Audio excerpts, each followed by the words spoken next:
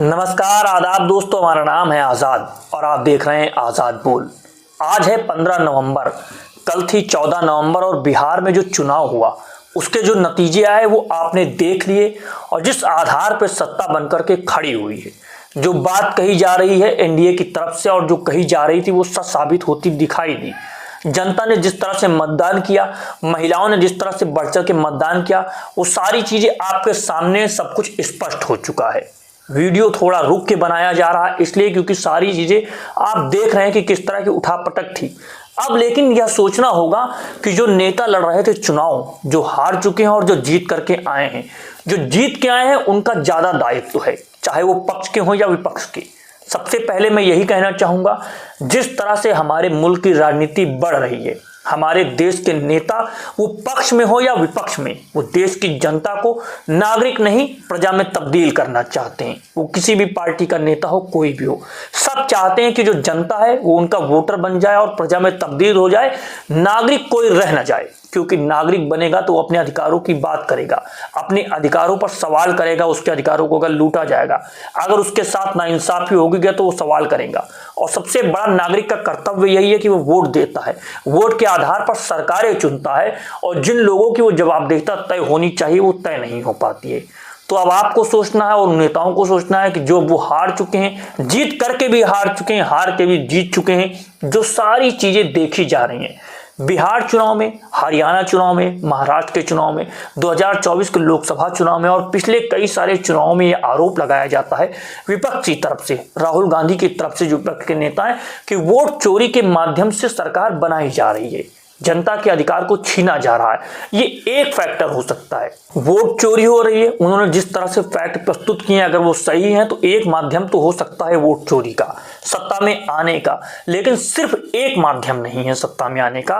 वो दिखाता है बीजेपी की रणनीति को भी, बीजेपी के आधार को भी, बीजेपी जिस तरह से कैडर पे काम करती है और बीजेपी जिस तरह से जमीन पर मेहनत भी करती हुई दिखाई देती है। वो सिर्फ वोट चोरी के माध्यम से नहीं जीत सकते, वो जीतते हैं अपनी मेहनत के माध्यम से। आपको यह देखना होगा, अगर आप विपक्ष में और कह रहे हैं कि सिर्फ वोट चोरी के माध्यम से हमको हरा दिया गया है तो यह सही नहीं है। इसको एक फैक्टर मानिए, उस पर काम कीजिए, इसको रोका जा सकता है। और आपको ये सोचना होगा, जब आप गांधी की बात करते हैं, आप कहते हैं कि आप उस विचारधारा के साथ खड़े जो देश को साथ लेकर के चलेगी और देश को बनाने में जो संकल्पित हुई है, तो आपको देखना होगा कि गांधी ने क्या किया था, आपको देखना होगा कि हमारे स्वतंत्रता सेनानियों ने क्या किया था, आपको यह भी देखना होगा कि नेहरू ने क्या किया था।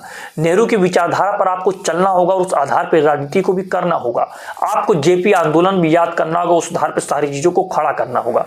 आपको यह भी देखना होगा कि अगर आपको यह लग रहा है, और यह काफी हद तक सही भी है, कि वोट के अधिकार को छीन लिया जा रहा है, गलत वोटिंग कराई जा रही है, उस आधार पर सरकार बन रही है, फिर आप पक्ष और विपक्ष के पाले में क्यों जाकर के खड़े हैं?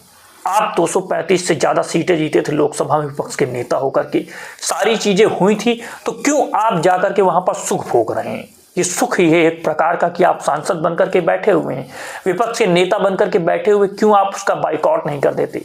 आप लोगों को पूरी तरीके से इसका बहिष्कार कर देना चाहिए था।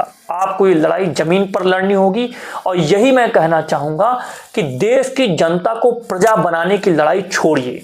जब तक आप देश की जनता को नागरिक बनाने की लड़ाई पूरी तरीके से जमीन पर नहीं लड़ेंगे तो ये सारी चीजें इसी तरह से सत्ता पक्ष और विपक्ष का खेल चलता रहेगा। जनता को लोग बेवकूफ बनाते रहेंगे, जनता बेवकूफ बनती रहेगी, अपने मताधिकार का 5 साल में प्रयोग करेगी और कहेगी कि हमने चुन के भेजा था वो पहुंच चुके हैं, जिनको नहीं चुना था वो नहीं पहुंचे, और इसी आधार पर सारी चीजें चलती रहेंगी। तो इस जनादेश से आप क्या समझ रहे हैं, किस आधार पर सारी चीजें देख रहे हैं, कमेंट बॉक्स में कमेंट कीजिए। और आपको क्या लगता है कि अगर वोट के अधिकार को ठग लिया गया है तो फिर क्यों उस आधार में बैठना? और राहुल गांधी ने जो ट्वीट किया, यह भी एक तरीके से सोचने का विषय है कि वो ट्वीट कहां से कर रहे हैं। क्या आपको देश में नहीं उपस्थित होना चाहिए था? क्या आप बाहर चले जाते हैं? आपने वोटर अधिकार यात्रा बिहार में की, 16-17 दिन की, उसका अच्छा परिणाम था, लेकिन आप 2 महीने तक गायब हो गए। बिहार की धरती से ही नहीं, पूरे देश से बाहर चले गए। आप कहां कहां जाते रहे, घूमते रहे।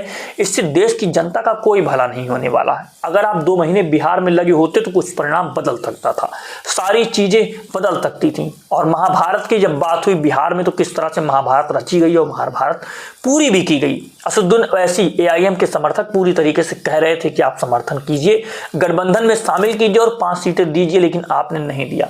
और वही महाभारत का रण हुआ। किस आधार पे वो पिछली बार भी 5 सीटें जीते थे, इस बार भी जीते, और वो साफ तौर से अपने लोगों से कह रहे हैं कि आप सिर्फ वोटर मत बनिए, आप नागरिक बनिए, क्योंकि नागरिक बनना सबसे महत्वपूर्ण है। दोस्तों, इस मुद्दे के बारे में आप क्या समझते हो? जिस आधार पे हमारे देश की राजनीति बढ़ रही है और जिस आधार पे वोट के अधिकार को छीना जा रहा है और वोट के अधिकार को किस तरह से निचोड़ करके अलग तरह से प्रस्तुत किया जा रहा है, इसके बारे में आप क्या सोचते हैं? और अगर आप चाहते हैं कि इस तरह के वीडियोस हम बनाते रहें, आप तक जनता की आवाज, अपनी आवाज पहुंचाते रहें, तो आजाद बोल को सब्सक्राइब कीजिए। हमें दीजिए इजाजत, मिलते हैं आपसे अगली वीडियो में। अभी के लिए नमस्कार, जय हिंद, जय भारत, जय संविधान।